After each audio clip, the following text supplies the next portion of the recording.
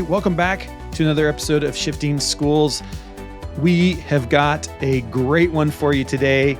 Trisha and I just off a call with Max, who is a senior at Bainbridge Island High School, talking about AI in his life and just ideas and thoughts for teachers. Trisha, what was kind of your big takeaway from talking with Max today? Just like hugely important to listen to students, right? And to not make assumptions about how they might be using technology. I think across the board, doesn't have to be AI, any technology.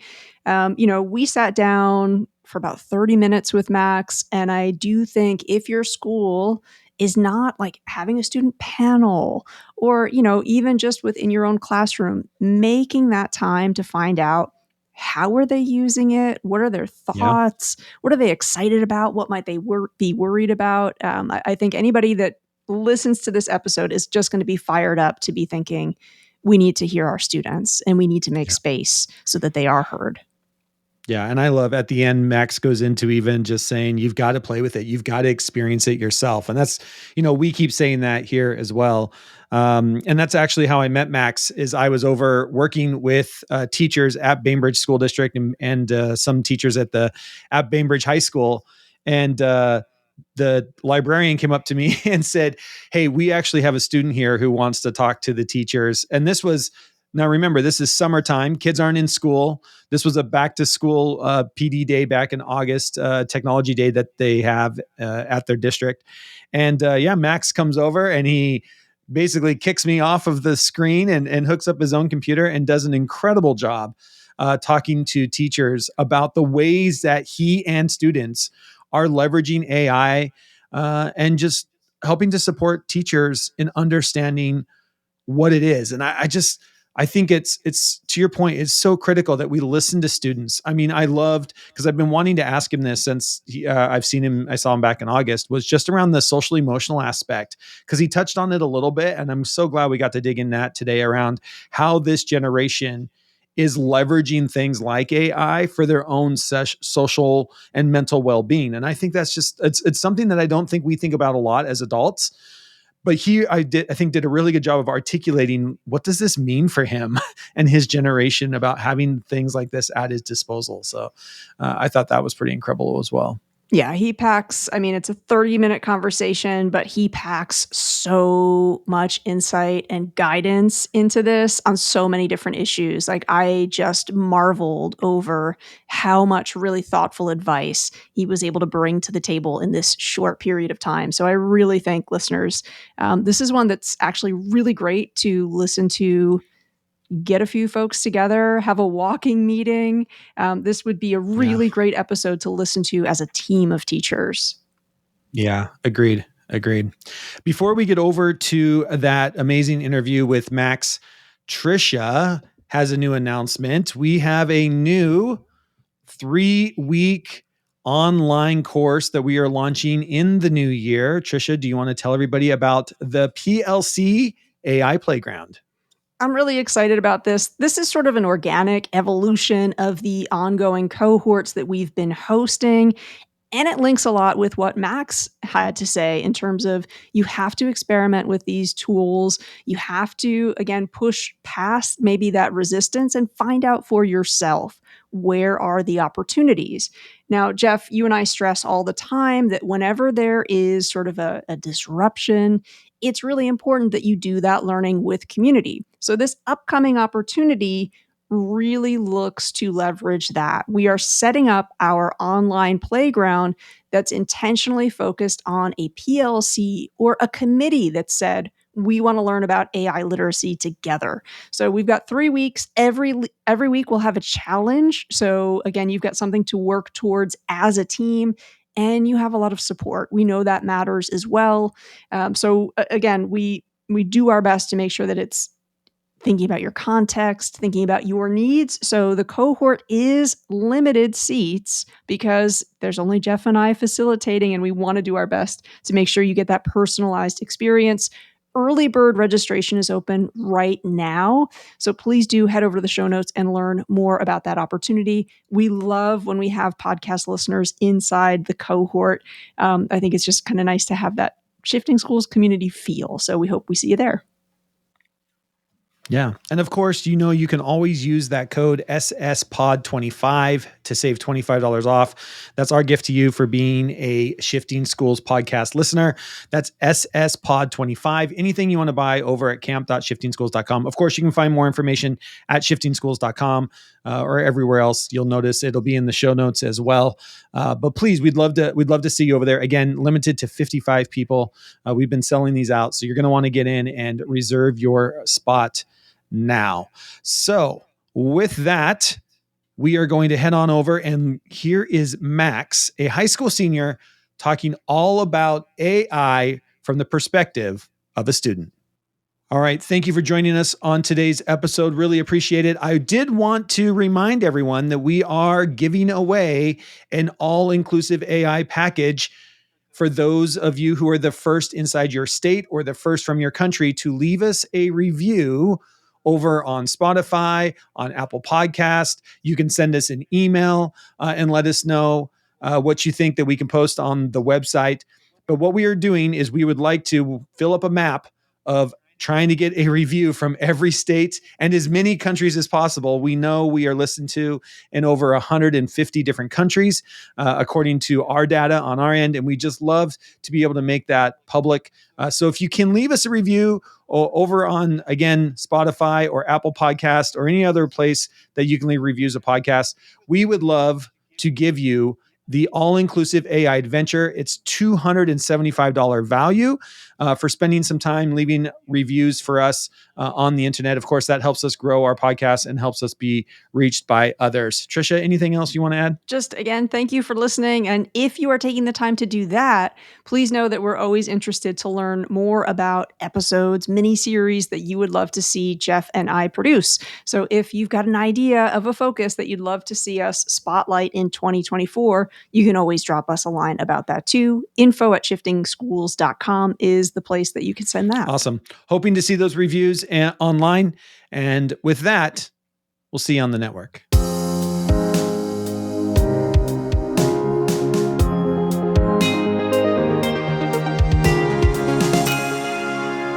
All right. Welcome back to the Shifting Schools podcast. I'm so excited to have a special guest with us here today. Max Richards, a senior from Bainbridge Island High School that I ran into this summer doing some presentations with staff. And Max blew me away. And so I wanted to have him on as a guest of the podcast to share his experience with AI, with being a senior in high school. So Max, welcome to the show. Give us a little bit about your background and where are you at and what are your hopes for? Thank you. So currently I'm a senior at Bainbridge High School. I work a lot with teachers basically using instructional technology. Like I've coined the term instructional technology coach that I like to use for myself because I feel like there's a gap between, the technology that teachers use and then how that really goes to students, how that's presented in the classroom and how students can connect with that. So that's something I work with, and yeah. That's pretty cool. And is there a class that you're taking or you've just decided this is what you do? Well, we have this program in our school. We have an academic coach program. Okay. And I have that 6th period, and I use that time, basically that class period, to help teachers and present, and any ways that teachers need help. I'm here for it. And what are you thinking after high school? What do you want to do? I'm thinking about possibly going into education and cybersecurity.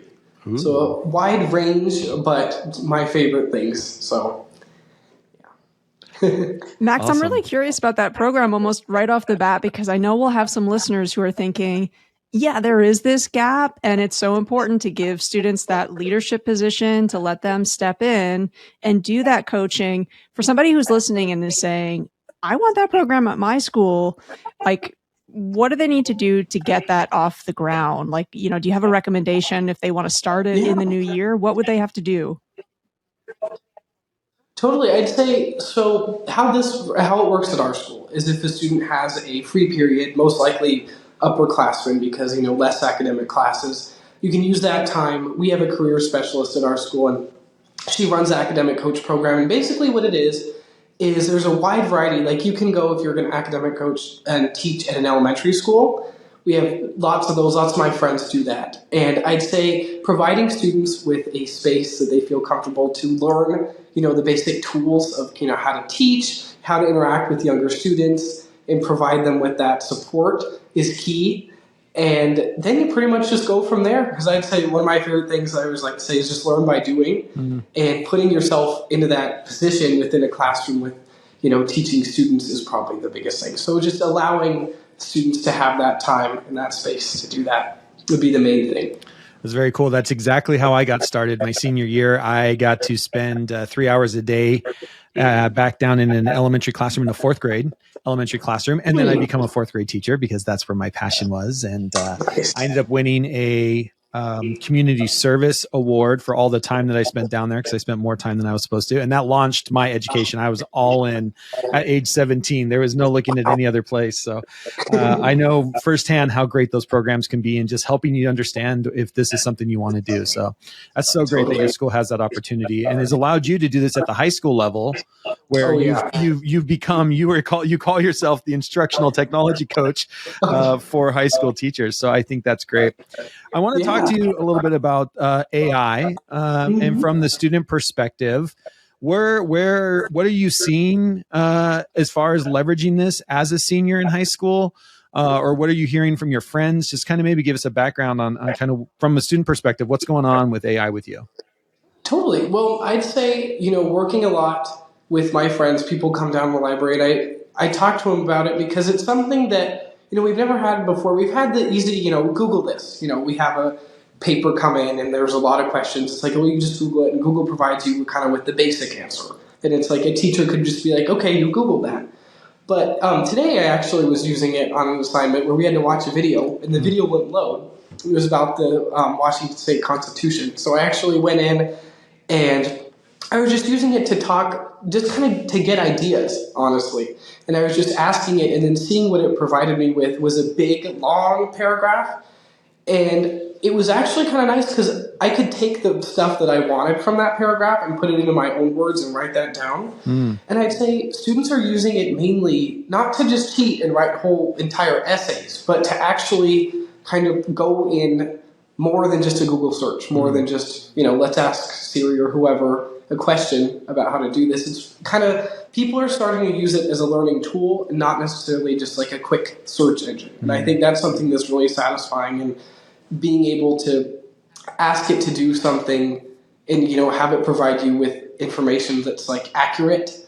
And in AP biology, our teacher actually was like, you know what, if there's a question that you have about one of our assignments, before you email me, ask chat, ask AI. Very cool.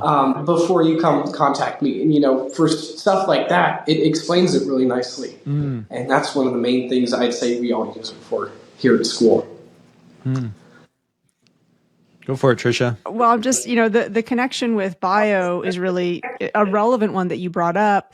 My folks actually had a doctor's visit. They know that I'm really interested in AI. So they were just kind of sharing some of the conversations we've been having. And their doctor was saying, that he's really excited because what it means in terms of how quickly research can be done and can be sped up. And, again, some of the potential cures that we're going to be able to have because of AI.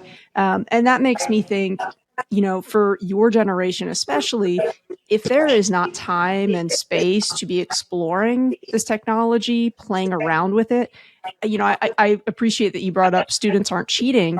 And I kind of want to flip that. I feel like I don't want you or your peers to be cheated and to be robbed of what's an essential opportunity, right? Like I think almost any industry you're going to go into, if you change your mind about teaching, I hope you don't, but if you do, the likelihood of you needing to know how to use these tools is very high.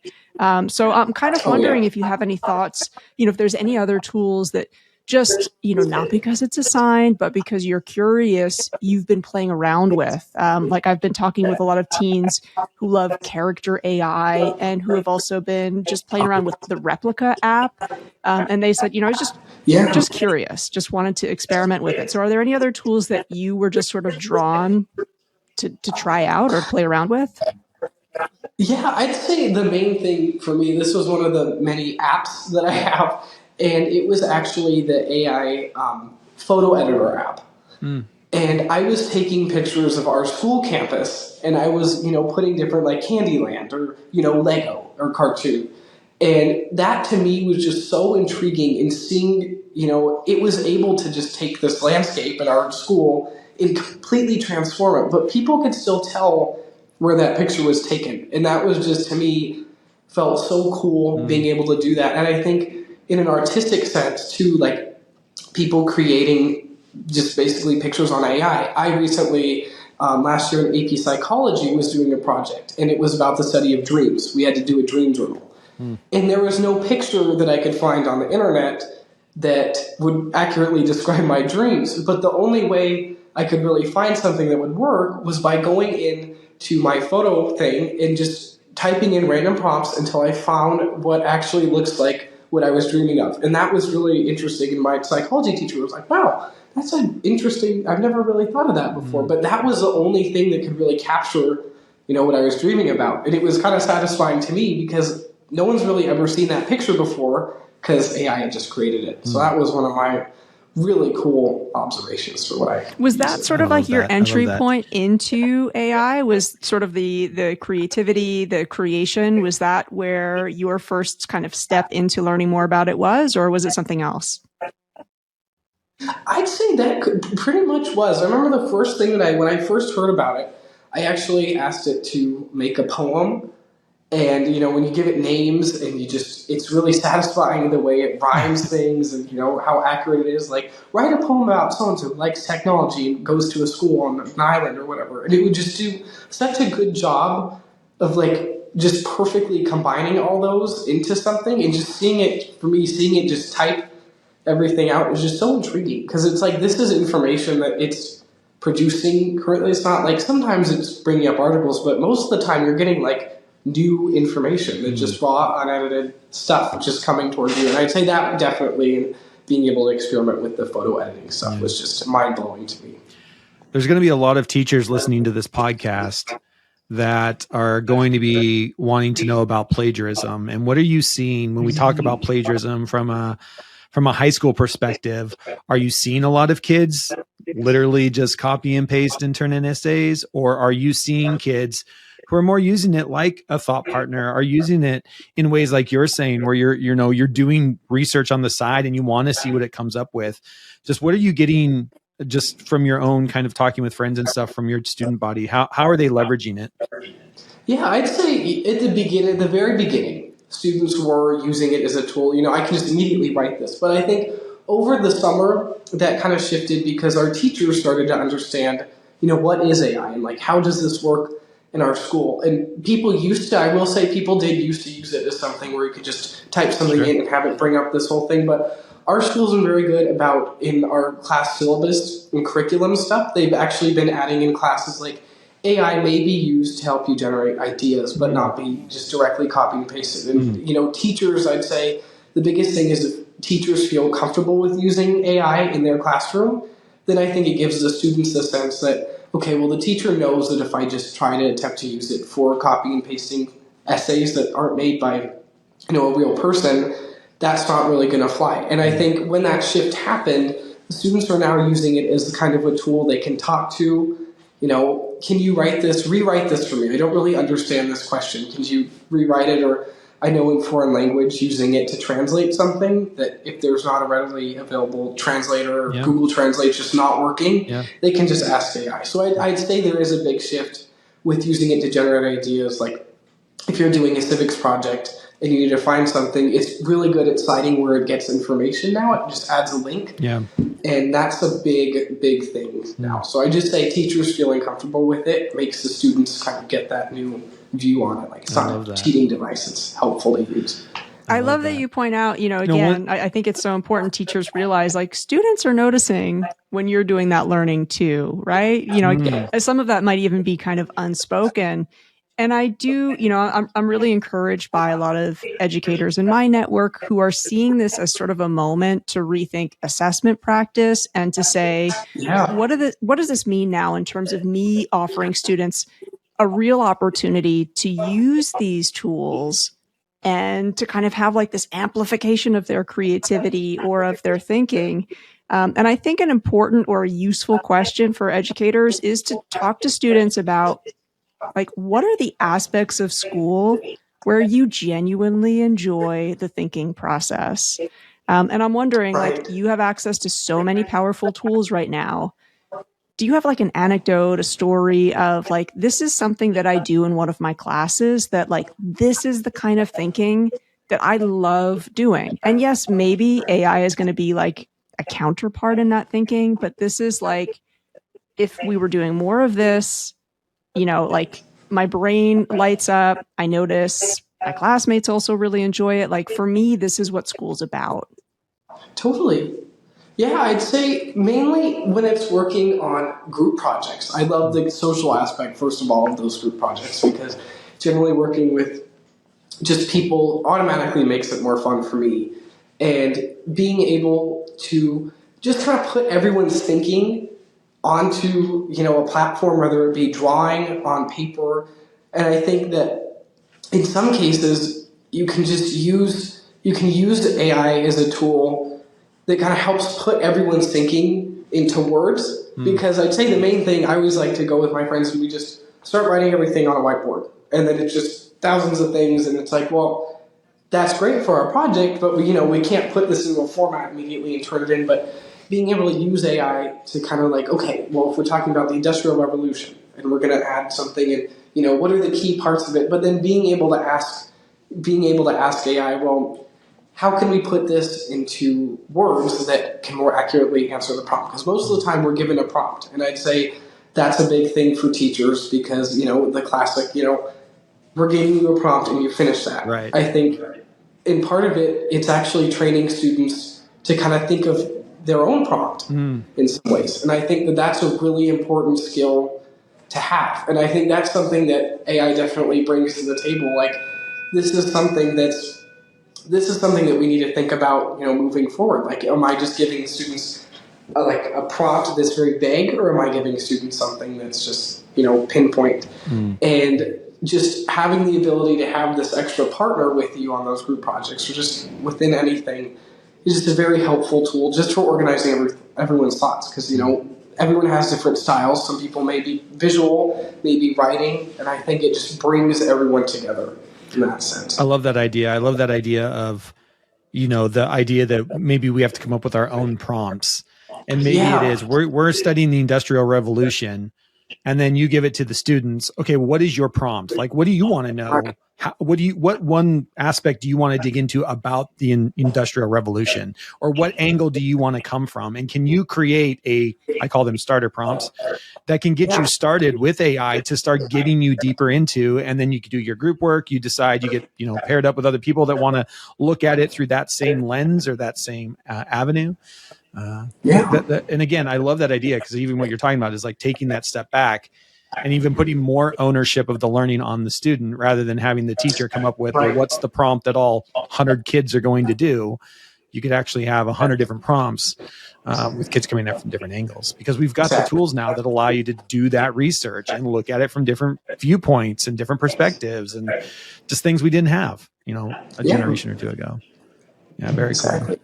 One of the things that I was really interested in, I really wanted to pick your brain about, is when you did the presentation, when I was there working with you, with the staff at the high school, part of your presentation was about how you and your friends were leveraging AI for even social emotional support. And you were talking about the AI bot that's inside of Snapchat.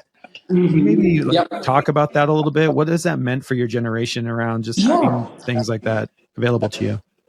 Totally. I'd say one of the main things, this is coming up today, it was just when there are certain problems, turning to someone who's one of your friends, the immediate answer is just, block them. Like, put up the barrier, just cut them out.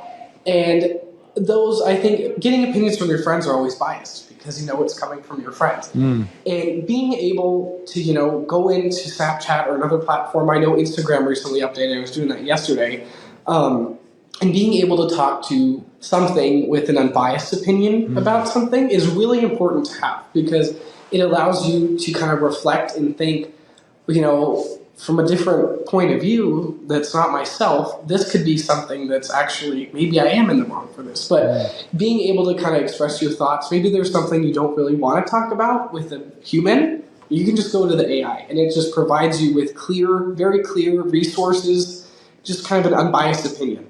And I think that nowadays, since all of us are most of us are very social and on the digital world of social media, it's challenging to find that. It's challenging, go to an adult if you're being cyberbullied or whatever and stuff like that. But being able to just ask just a simple question and immediately get an answer, you don't get left on red. That's what I said at that presentation. You don't get left on red. Yeah. You don't get left on open. You don't get ghosted because it's there to help you. And it has good knowledge of how to kind of proceed through social situations. So I just say that opinion that it gives is really important to consider. So. I mean, it's almost sort of like a little bit of a filter, right? And I'm thinking, you're giving it in the context of your generation.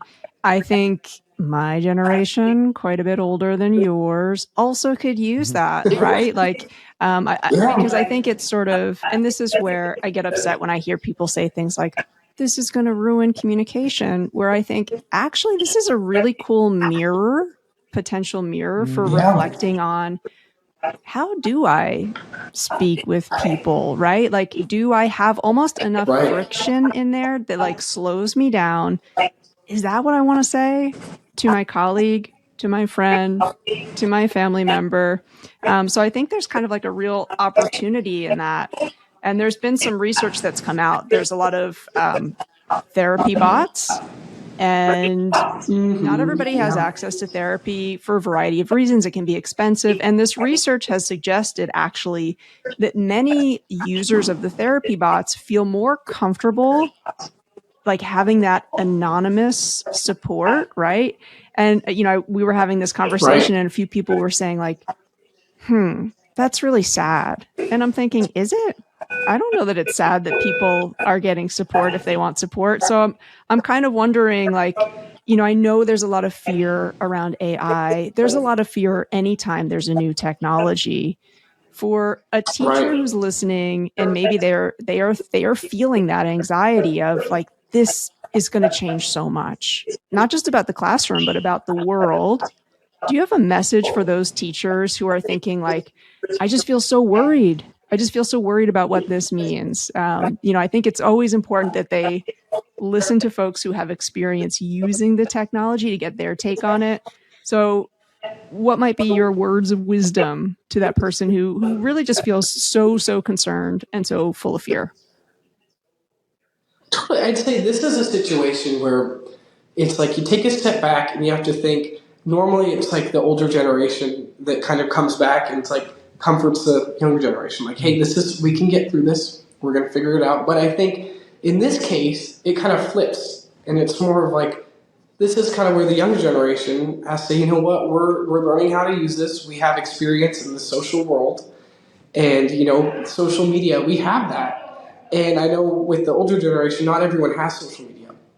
And I think at this point in time, being able to kind of notice these social things happening in our generation is a good example of how we can proceed in the future with, these are things that are here now. Like when Facebook came out, I wasn't really involved in that because I was too young, but people are scared of that. And when you get scared of things, you step back and you don't really learn about them. That happens a lot with technology at our school. If we're getting a smartboard or whatever, and it's like, I don't want to write with digital ink. But in the end, there are more beneficial things with this new technology. And I think being able to just feel comfortable using that. Maybe you don't want to add it into your life, but just being able to like, okay, you know what? I know that this is providing support for students and being able to understand it. And especially like I use it from time to time and it's just like, it does benefit people. And I'd say the biggest thing is just slowly ease into it. It's not something that just appears. It's not like a box that appears at your door. It's like, here's AI. I have to learn how to use it and I have to support it. No, you don't. You can just every day experiment with the prompt, slowly ease into it and start to learn about it. Because that's the biggest thing is just educating yourself Because if you don't, and if you just, go based off other people's opinions, that's not going to really help you. So just being able to successfully teach yourself about that. You have to do it yourself. You can't, no outside sources. You have to experience it for yourself. And that's, I think, helped a lot of our teachers, was just using it firsthand, not hearing about it from another staff member, but using it firsthand and actually talking to it directly. Yeah. And I would agree. I mean, in the trainings that I do, I mean, that's the first thing we do is just open it up and you've got to start playing with it. You can read all the headlines you want to read, but until you've actually given some prompts and see what these things can do, it's really hard to explain to somebody what they do without actually experiencing it and experimenting with them, right? And seeing what they do. Right. So I love that. Are there any fears you have around AI as a generation, as somebody, as you're looking around the way that your friends are using this, or things you've read? Is there anything that worries you about the use of AI in your future? I'd say in the educational sense, I really don't. Because when you think about it, whatever you're asking it, it's going to provide you something. And you're going to read whatever it provides you with. And pretty much most of the stuff it says, if you're asking a prompt, how did the Industrial Revolution start? Or what was the big turning point in it? It's going to provide you with something. And being able to just read that, you're absorbing that information. And I think lots of people are saying, well, this is going to cut off, people getting a good education. But people are still going to school. People are using it in school as a tool to help them. And personally, I think it's something that's really cool. I think it's, providing opportunities for students with social emotional issues in language arts, being able to provide with correcting sentences and analyzing books. And I think in some cases, if you ask it to do a whole thing, it's not always going to do that. It's going to make you think. It's going to say, well, I've looked at a few prompts, and this is what I found for you. And it's not going to just give you everything that you need. It's going to make you go out and look for that. And I think that's a big misconception that people have, is it just going to provide you with stuff, copy and paste, turn it. That's not the case. That's not the case, because teachers and everyone is equipped with the tools so they know what to look for.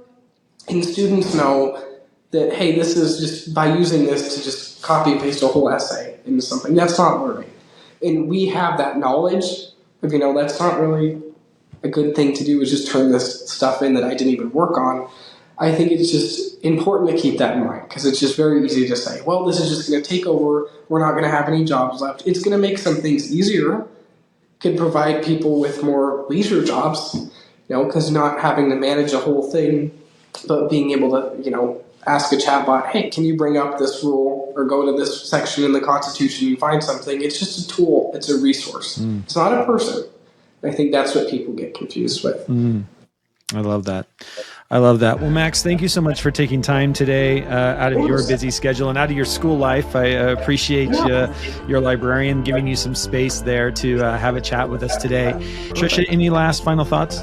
What a reminder, everything that you said, Max, for educators who are listening. I think your guidance, your thoughtfulness serves as a really critical reminder. If you are talking about AI and you're not listening to students, you're doing yourself a disservice. So thank you so much for just being such a bold, perfect example of that. And I wish you the absolute best with the rest of your senior year. It's an important year. So I just hope that you make the most of it. And congratulations. Thanks for having me today.